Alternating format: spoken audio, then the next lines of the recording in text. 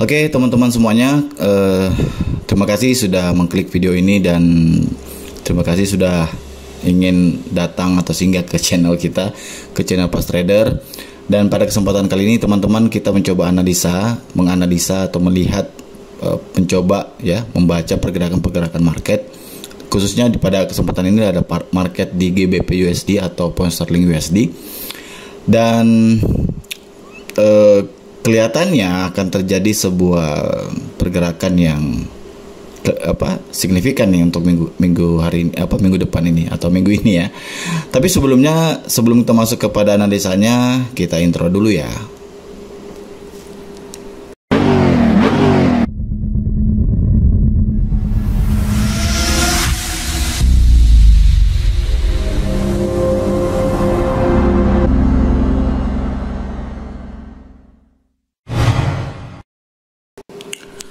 Oke teman-teman, jadi sekarang kita sudah di market ya, di chart.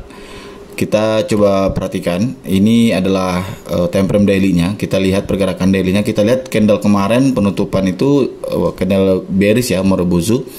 Dan ya kalau dilihat kemarin cukup kuat ya pergerakan si seller. Tapi sebelum itu kita coba lihat dulu pergerakan market di weekly-nya, karena kita akan menganalisa pergerakan market untuk minggu depan. Di sini kita lihat teman-teman ya. Kita lihat di sini market weekly-nya itu bergerak dari area resisten di harga 1.42323 ya, kurang lebih seperti itu.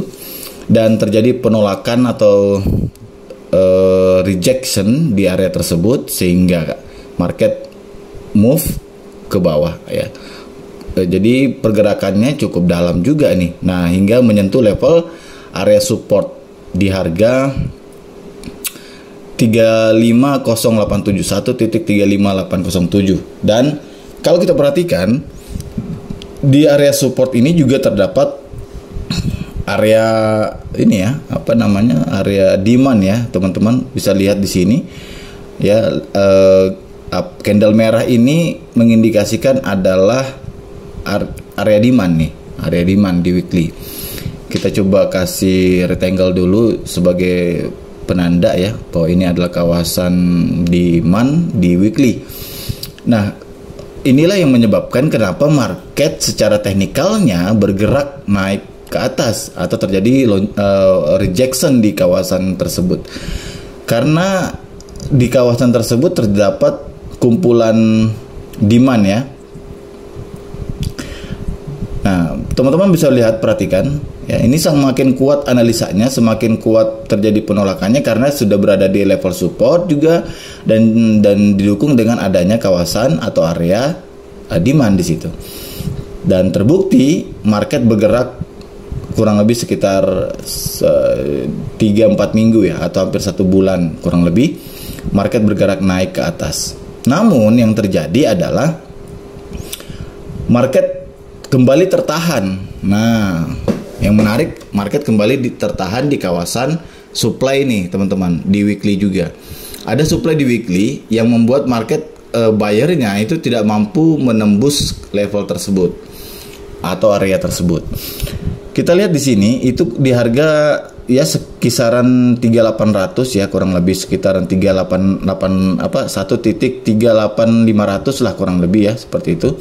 Market GBP USD tertahan di kawasan supply atau di area supply, sehingga ada pergerakan rejection di sana. Oke.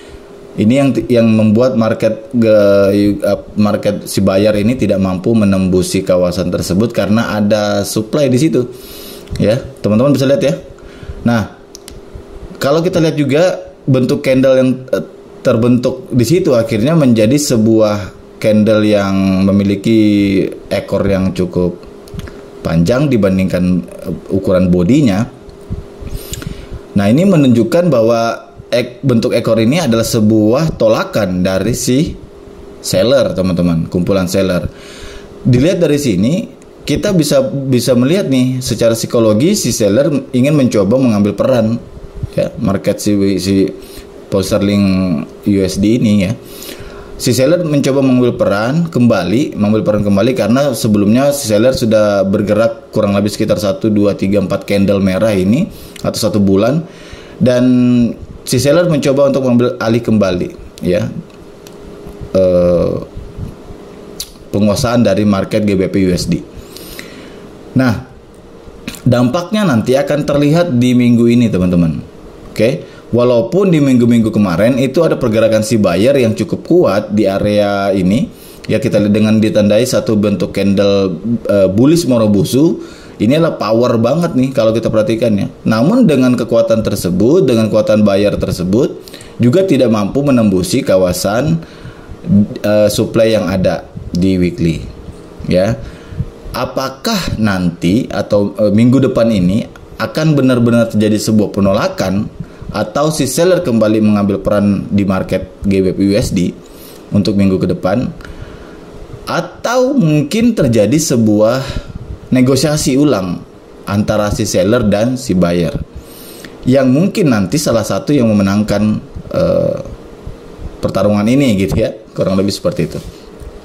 Kita akan lihat nanti pergerakannya dalam 1-2 hari ke depan deh ya, seperti itu. Nah, buat teman-teman yang mungkin trade-nya secara intraday harian, ya market di weekly ini hanya sebagai acuan saja ya, bukan di sini kita akan entry, tapi kita hanya sekedar melihat saja secara garis besarnya seperti apa.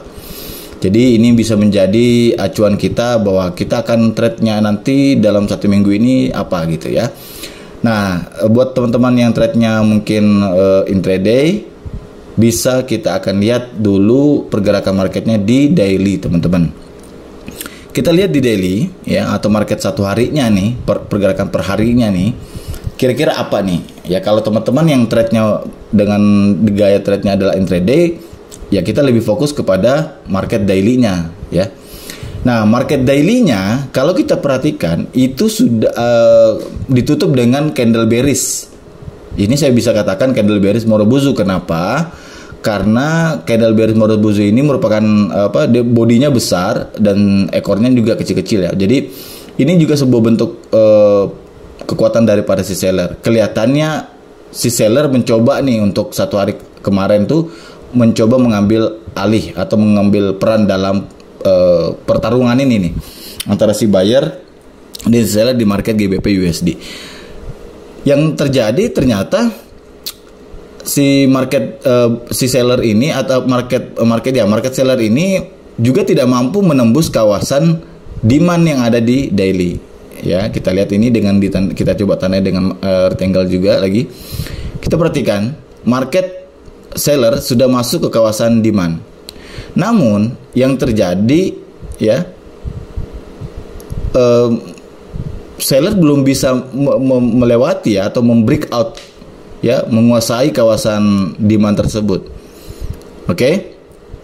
Dan kalau kita perhatikan juga di kawasan tersebut ada level-level support, signifikan support kalau saya perhatikan ya. Ya, signifikan support di mana ditandai dengan adanya tolakan-tolakan. Bisa teman-teman lihat ya, shadow-shadow yang mentul-mentul di kawasan tersebut itu cukup signifikan. Jadi ini menjadi satu key level kalau saya bilang ya, penentu apakah nanti marketnya kembali naik turun atau mungkin justru terjadi konsolidasi di sini ya, yang membuat market nanti bergerak sideways mungkin 1-2 hari ke depan ya. Ketika sideways nanti ya disitulah terjadi negosiasi, apakah si yang menang nanti itu atau mungkin perperangan ya, merebut wilayah ya, wilayah GBP USD kembali sell atau misalkan kembali naik lagi. Oke, kita coba kita tandain ya. Kita tandain dulu area support yang ada di daily-nya. Ya, kita coba lihat.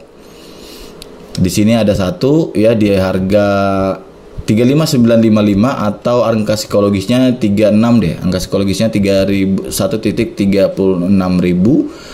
Dan di area ini tadi saya katakan jadi kayak level tadi karena di situ terjadi pertemuan antara support ya dan resisten antara buyer dan seller. Tempat negosiasinya ketemunya di situ tuh, di harga berapa tuh? Di harga 37.500 ya kurang lebih ya. 1.37500. Nah, di harga tersebut ini menjadi harga psikologis nih kalau saya katakan. Harga psikologis itu biasanya harga di mana market itu kalau dia breakout level tersebut maka dia akan terus turun. Kalau dia breakout yang ke bawah ya, karena ini di area support maka ya tentunya akan breakoutnya ke bawah ya. Kalau dia breakout ke bawah maka market akan terus turun menuju ke 1.36.000 atau 1.36000 angka psikologis berikutnya. Namun kalau kita tarik trendline ya, tarik trendline ini trendline ini sebuah bentuk kayak semacam indikator lah, indikasi bahwa market ini cenderung masih turun. Namun ternyata yang terjadi market di trendline ini berhasil di breakout oleh si buyer kembali, masuk breakout, dan market seller mencoba untuk meretest lagi area ini. Kira-kira dia berhasil breakout enggak? Ya, ternyata kemarin tuh nggak berhasil breakout nih teman-teman. Kalau misalkan 1-2 hari ke depan market seller berhasil breakout kawasan trendline ini, bisa besar kemungkinan akan kembali turun lagi. Ya, besar kemungkinan ada kembali turun lagi. Tapi kita lihat nih, di sini juga ada trendline ya. Ada trendline juga dari kalau kita lihat pergerakan naiknya ini sudah cukup syarat untuk tarik trendline ya. Oke, kita tarik dari bawah menuju ke atas, hubungkan 2 titik, ya itu syaratnya untuk tarik trendline. Nah, ini kan trendline-nya belum tersentuh nih yang di bawah nih. Nah, belum dites oleh market nih, baru trendline yang di atas. Jadi ada kemungkinan ke depannya market ini mencoba mengetes nih, coba ngetes pergerakannya untuk menuju ke area trendline yang di bawah. Oke. Nah, jadi cukup alot nih teman-teman, ya cukup alot. Kalau misalkan nanti berhasil di breakout, maka kawasan demand yang di bawah ini atau di harga 35 atau 1.360.000 ya akan didatangi oleh market seller berikutnya. Oke. Kita lihat di time frame H4-nya. Baik. Di sini teman-teman ya, memang cenderung masih kelihatan uptrend ya. Kalau dilihat secara per 4 jamnya itu marketnya cenderung masih kelihatannya uptrend. Oke. Nah, pergerakan uptrendnya ini pergerakan turunnya kemarin itu mungkin saja sebuah koreksi dari anggaplah si buyer ini memberikan peluang kepada si seller untuk mencoba nih menguasai market. Ya. Dan yang terjadi ternyata si seller belum mampu melewati kawasan-kawasan atau benteng-benteng si buyer. Kalau misalkan bentengnya udah dilewati semua, ini bakal terjunnya juga bakal jauh nih ya teman-teman. Pertama si buyer tadi kan tuh masuk ke atas tuh, level atas tuh, itu dia mencoba menembusi market seller di atas ya, bentengnya si seller nih. Namun ternyata tidak mampu, turun gitu. Dicoba lagi sekali, ternyata nggak mampu lagi, turun lagi. Dicoba lagi yang kedua kali, ternyata nggak mampu lagi nih, turun lagi teman-teman.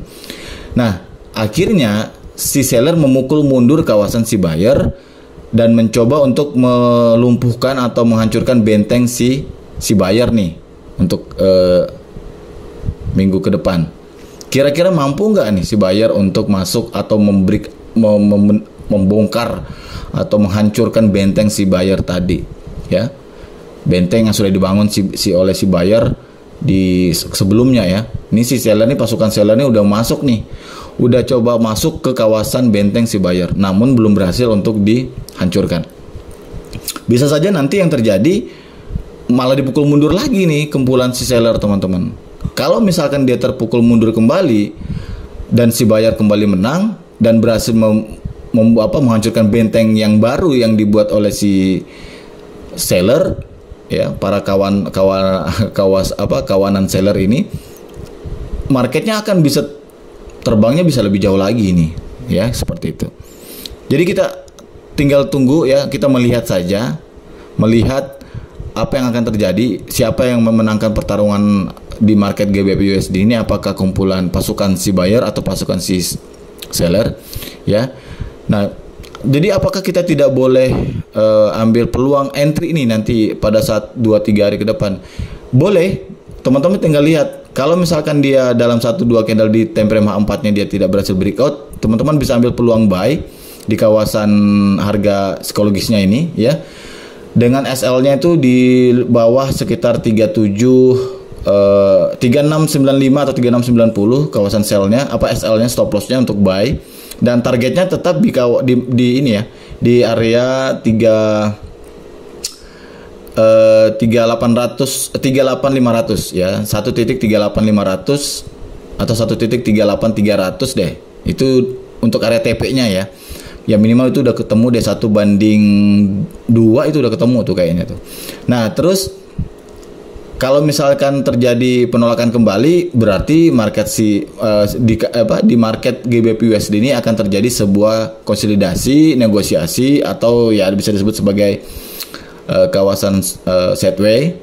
Kita lihat nanti kalau dia breaknya ke bawah atau benteng si buyer berhasil dihancurkan, maka kita akan mengikuti kawanan si seller. Namun kalau misalkan benteng si seller yang hancur ya, atau berhasil dihancurkan, di breakout, maka ya kita akan mengikuti pergerakan si pasukan buyer gitu. Jadi teman-teman, dalam trading itu kita nggak usah terlalu idealis juga ya. Maksudnya kalau misalnya marketnya lagi up, ya follow up aja gitu. Maksudnya ikutin trennya aja. Kalau lagi trennya naik, ya ikuti naik aja. Kita ambil peluang buy aja. Kalau trennya turun, ya kita ambil peluang sell aja. Gak usah terlalu jangan berani melawan market. Kenapa? Karena kalau kita ngelawan market, ya kita yang babak belur nantinya. Ya. Nah, jadi kita di sini sebagai trader berperan sebagai kalau bisa dikatakan orang yang bijak ya, bijak melihat peluang seperti apa. Siapa ini yang berhasil memenangkan pertarungan di GBP USD. Itu secara technical analisisnya kurang lebih seperti itu.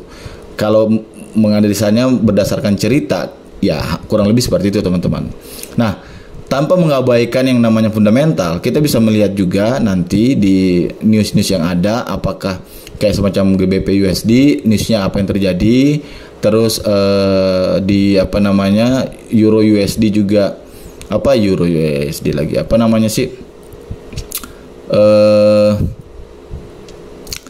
USD-nya apakah dia menguat atau misalkan melemah. Ya, kalau misalnya USD-nya melemah, maka marketnya bisa naik kembali. Tapi kalau USD-nya menguat, maka marketnya bisa kembali drop. Oke, teman-teman. Semoga video ini bermanfaat buat teman-teman sebagai bahan pertimbangan dalam menganalisa. Kalaupun masih belum baik dalam analisanya, mohon diberikan masukan, tulis di kolom komentar seperti apa analisa teman-teman semuanya. Sampai jumpa di video berikutnya. See you again. Assalamualaikum warahmatullahi wabarakatuh. Salam pas trader, salam profit. Assalamualaikum warahmatullahi wabarakatuh.